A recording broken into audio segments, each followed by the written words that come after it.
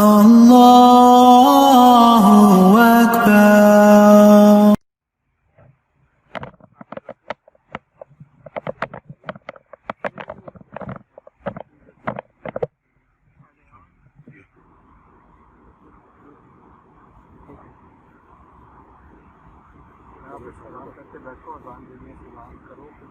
السلام عليكم ورحمة الله وبركاته.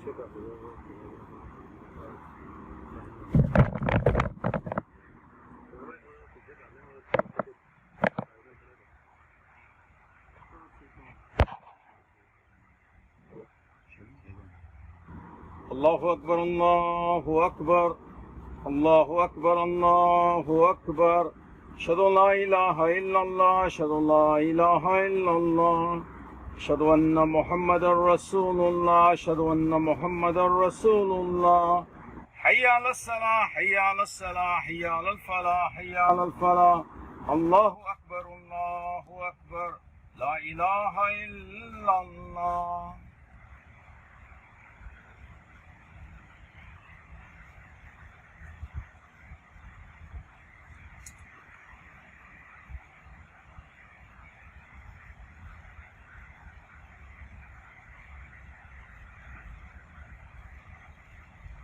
الحمد لله نستعينه ونستغفره ونعوذ بالله من شرور أنفسنا ومن سيئات أعمالنا من يهده فلا مضل له ومن يضلل فلا هادي له ونشهد أن لا إله إلا الله ونشهد أن محمدا رسول الله. رب اشرح لي صدري ويسر لي أمري واحلل عقدة من لساني يفقهوا قولي. أعوذ بالله من الشيطان الرجيم. بسم الله الرحمن الرحيم. Today I wanted to talk about a little bit of an important subject. A subject that we don't really look at right now as much as we should, but in the future it will be extremely necessary for us, and if we do not take this seriously, we'll be looking back to the past and we'll be just wondering what we did wrong. And this subject is about the Muslim youth, the importance of the Muslim youth. Now the Muslim youth are they're incredibly important to us Muslims right now. And in this khutbah, I'll be talking about the Muslim youth in general in three aspects. I'll be talking about the difference between the Muslim youth and the adults. I'll be talking about why the Muslim youth are very important and how the Muslim youth should be treated. So the first point is why is there a difference between the Muslim youth and what is the difference? Why the youth are important and how we treat the youth. Now, as someone who is very much involved with Muslim youth organizations, someone who has been with them for many years, I know a lot about the Muslim youth and what they like and what they don't like. And as a result, I'm giving this khutbah to let all of you guys know, as a member of the Muslim youth myself. But now that I've stated everything, I'm just gonna go. I'm gonna get right into it. So, the first point that I have right now is cultures. Now, the biggest difference between the adults and the youth today is culture. A lot of adults that moved to America have come from more ethnical countries. And what I mean by that is that if you look at a lot of older people, a lot of people that immigrated to America, they come from countries like Pakistan, Syria, countries like those where there's mainly one group of people and it's not necessarily as diverse. You see a lot of people that speak the same language, have the same religion, and so on and so forth. But when we come to America, we see that there's a lot more diverse. It's very racially diverse, it's very ethnically diverse, and it's very, even in cases it's religiously diverse too. You have all sorts of people here. And that's one major difference, because the Muslim youth most of the Muslim youth didn't grow up in a country that has a majority of one race and is not multicultural. We grew up in a country where there's all different sorts of races and religions and ethnicities. And given that we are born in these multicultural societies, especially in these times, the Muslim youth are also very much more progressive and they're less inclined to follow culture. And what I mean by that is that Muslim youth are very much active, spoken on, social justice issues, and like I've spoken in my previous book was But not only that, but they're less inclined to follow, our culture as well, and that's because they see a lot of different cultures. Not only that, but American culture is a culture that we, in a sense, are grow up in, which is why we're less inclined to follow, the cultures back home.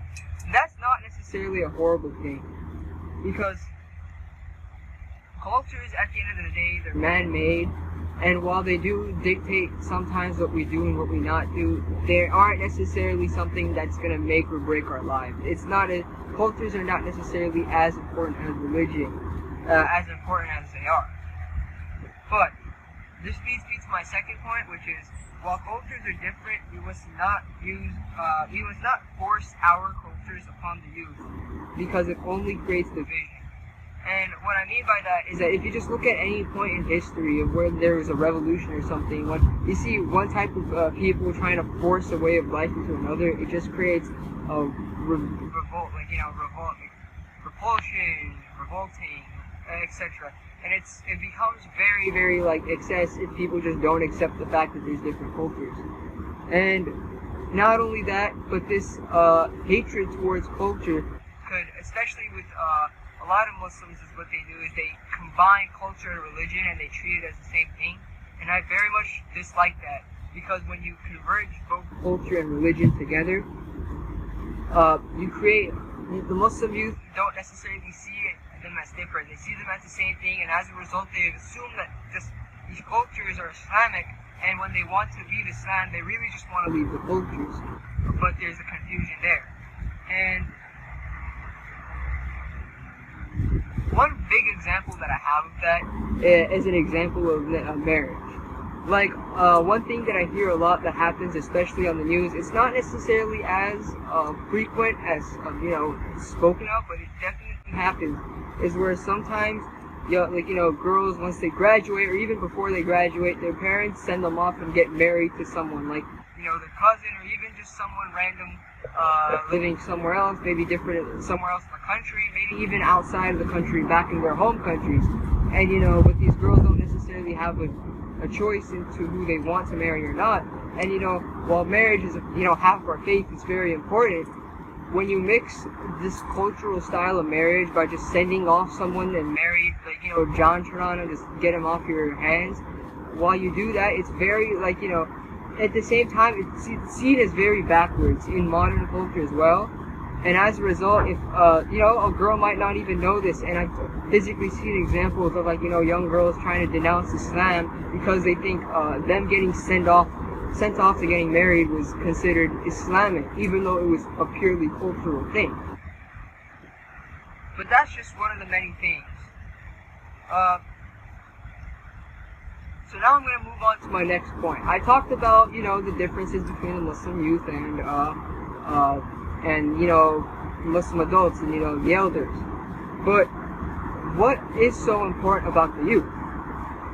Now, before I get into what's important, I want to talk about a certain phrase that I hear a lot, in da'wats and a lot of places. And that's a phrase that's kids these days. Ajkal ke bache, stuff like this. You hear it a lot. And I personally think that it's a very ignorant statement about kids. Now, why is it very ignorant? Because it demeans kids and it makes them feel valueless. It makes them feel worthless. Yes, some kids are different. They're not necessarily following culture and they might want to do things differently. But that doesn't mean that they're a lost cause. And that doesn't mean they're completely wrong. Especially kids nowadays, one thing that I mentioned is they're very affluent in politics and, social justice. I see a lot of young Muslim kids, they're going up, whether it's posting on their stories, they're physically going to protests, like with the whole Black Lives Matter movement. They're very affluent with social justice. That's just one of the things that the youth are very affluent into. And to demean them by saying, these kids these days, they do nothing, it's a very ignorant statement, it's also very demeaning. But, aside from that, why are the Muslim youth important? Well, the first reason is very obvious. You need the Muslim youth to preserve Islam. Of course, because eventually, one day, the previous generation is going to be gone, and all we're going to have is the youth, and then the next generation. And if the previous generation is the only ones that are keeping Islam, and the youth have all left Islam and went their own ways, then where is Islam going to go? Islam's going to go as well, and we can't have that happen. We need to have the youth preserve Islam the right way. Obviously, shoving it down their throat isn't right, but at the same time, we need to have them physically preserve it to the point where they want to spread it and keep it continuous as it has been continuous. The next thing that's important about the youth is Western culture. Now, one thing that's certain is that the youth are also the ones that understand Western culture and ideals a lot more, because, like I said, we're the ones we grew up in this country. You know, we grew up in America. We grew up with all the stuff that they talk about here, and it's actually, I personally think it's really important because we know how to adjust into Western culture. We know how to adjust into it properly while retaining our faith and keeping true to our Islam. And when Muslim youth are able to integrate Islam with, societal progression in a good way, it's a win for everyone, because the Muslim youth keep Islam and they also improve society. And when they do that, they put Islam on a good image, and they show that Islam is helpful to society, which could lead to more people converting to Islam. I mean, this is why a lot of people in the 1960s and 70s, a lot of the African American communities, they moved to Islam, because leaders like Malcolm X said that, this Islam is what this country needs, and they were true to Islam, but they also tried to help society progress, and as a result, they helped spread Islam more, which was a win for everyone. Now, I'm going to move on to my last part about the speech, which is how to treat the youth. How exactly do we treat them? Well, for one thing that I think, one way how I think we should treat them is by not treating them in the ways that I mentioned prior. Like, for example, just earlier I mentioned about how we shouldn't really integrate culture in them, and how we shouldn't really force them into our cultures and into our mindsets, because it's only going to cause more harm, and it's only going to make it's only going to cause us to leave. So that's things that we should try to avoid. Instead, we should try to integrate Islam in a way where we get kids to be interested in Islam. Like, for example, like I said, blending it with social justice is a good example. Talking about how Islam is what, when society was corrupt, Islam was the one that helped it progress. This is something that happens in history, not just the 1960s, but also during the medieval times, where science was being shut down in Europe, science was progressing heavily in the Middle East, and so on and so forth. Islam helps society grow, and that's one way how we could make kids sort of interested in, wanting to keep and preserve Islam.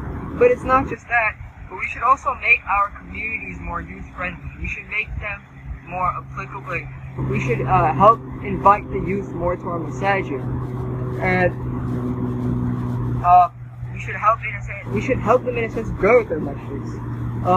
And what I mean by that is, well, for starters, just make the masjids more, like I said, more youth friendly.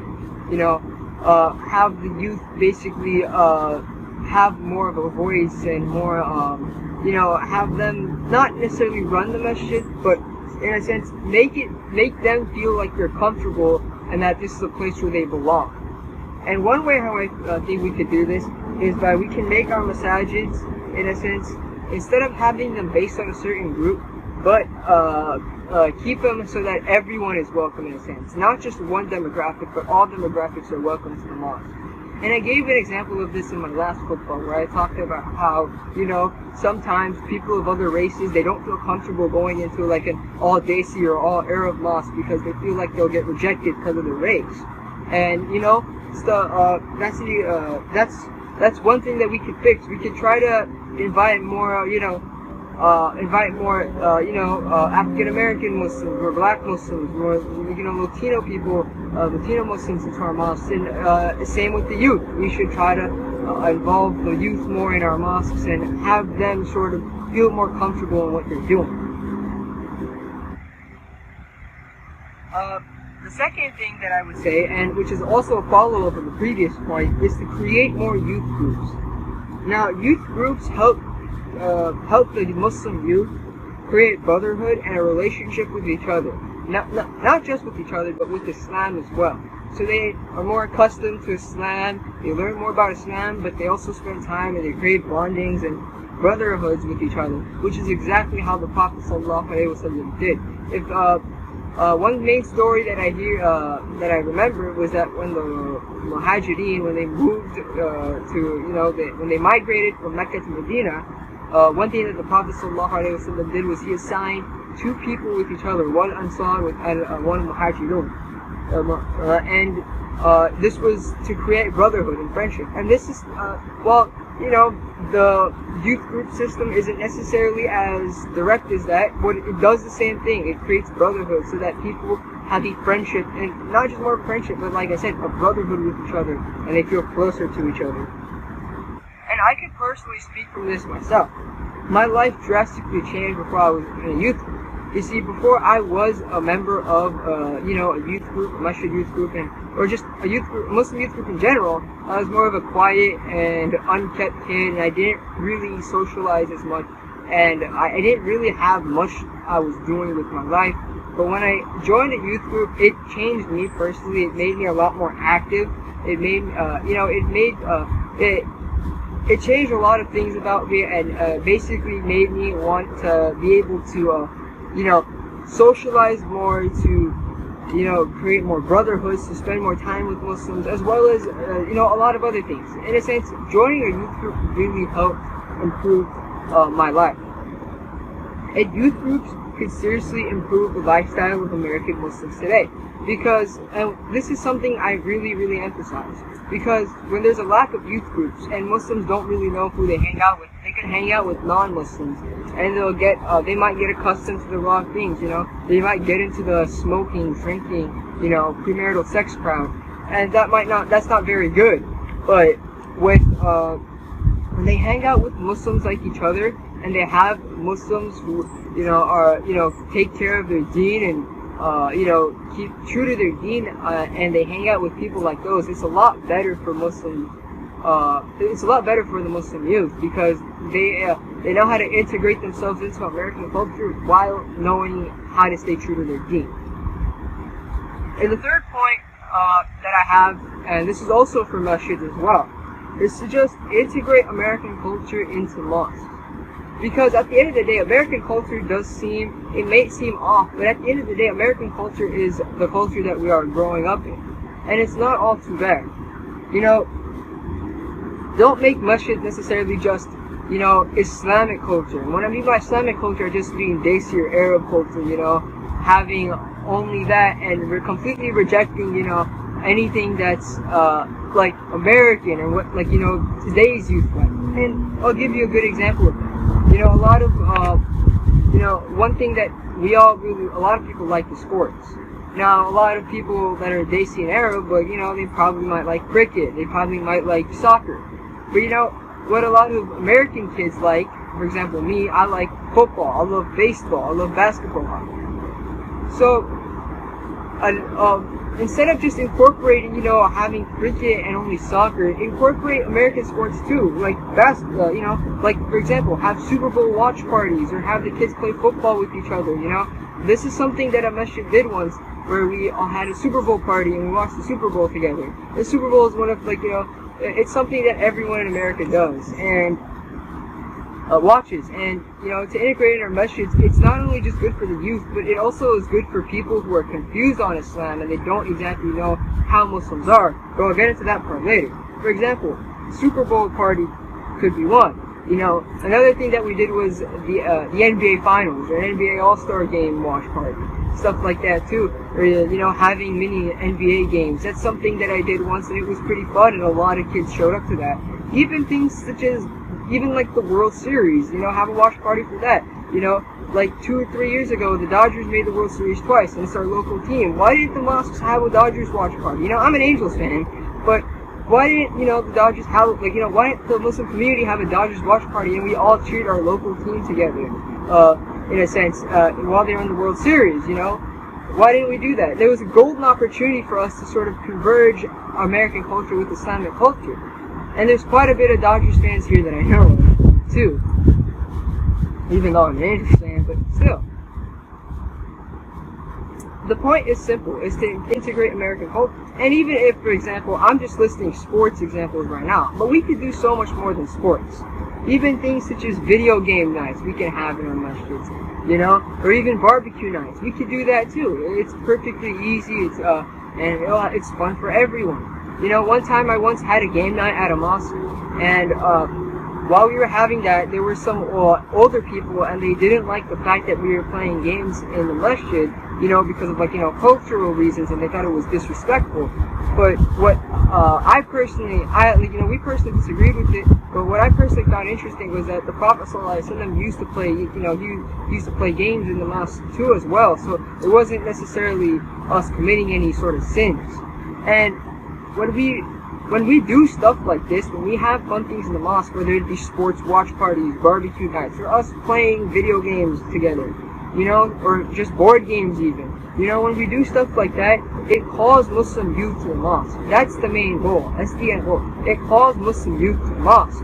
And they all come together, and they all, you know, they have an interest in the mosque, and they feel more welcome when they come. And that's the end goal. And not only that, but it also, in a point that I previously mentioned before that I cut off, but I'll explain now, having, in a sense, integrating American lifestyle and culture into our mosques is very good for the Muslim youth. Not just for the Muslim youth, but just for, the Muslim community in general. Because like I said, there's very negative stereotypes attached to Muslims and Islam today. But if we integrate our American culture in the right way with our mosques, you know, it could potentially lead to some people realizing they knew about Islam wrong all along. I mean, a lot of convert stories are just stories of pastors or people that now like Muslims. One thing that they took away was that we realized they're just like us. And, you know, this is just many ways about how we could help spread Islam and show people what Islam truly is, instead of, the falsehoods that are said. But I've said أقول قولي هذا واستغفر الله لكم إنه الله غفور رحيم.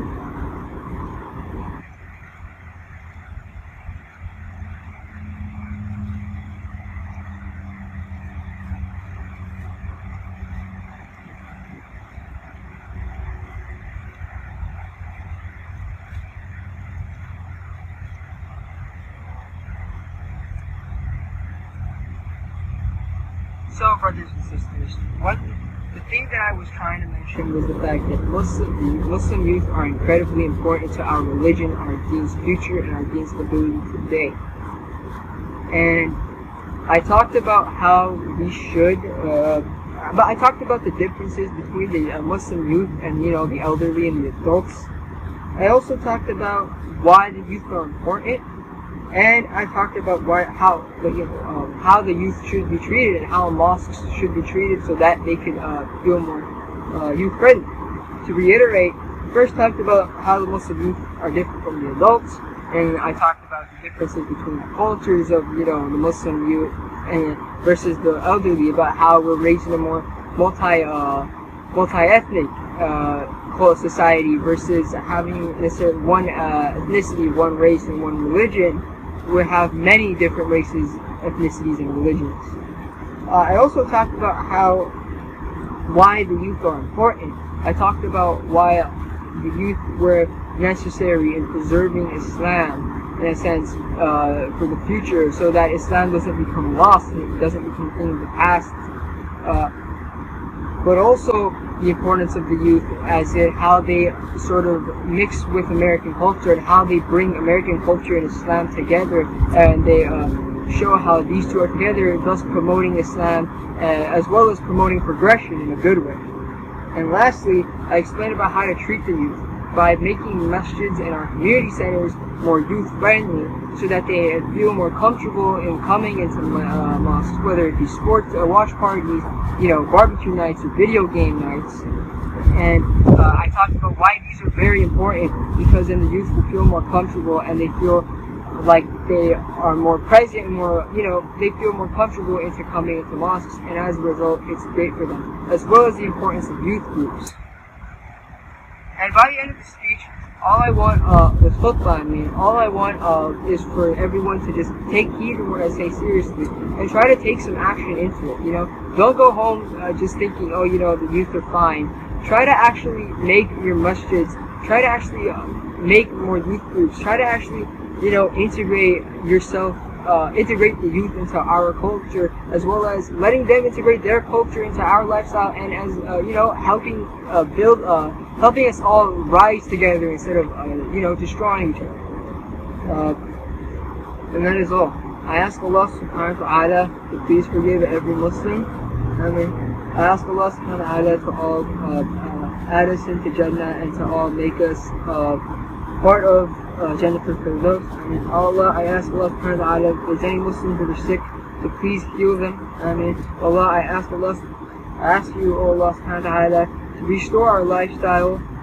This virus has spread us all from our communities, and we desperately need to come back together and to rebuild our brotherhood and our communities. And oh Allah, I please ask that this you help take care of this virus and help take care of the Muslim communities. I mean, Allah, I ask that you help preserve Islam and the Muslim youth. I mean, Allah, I ask that you help.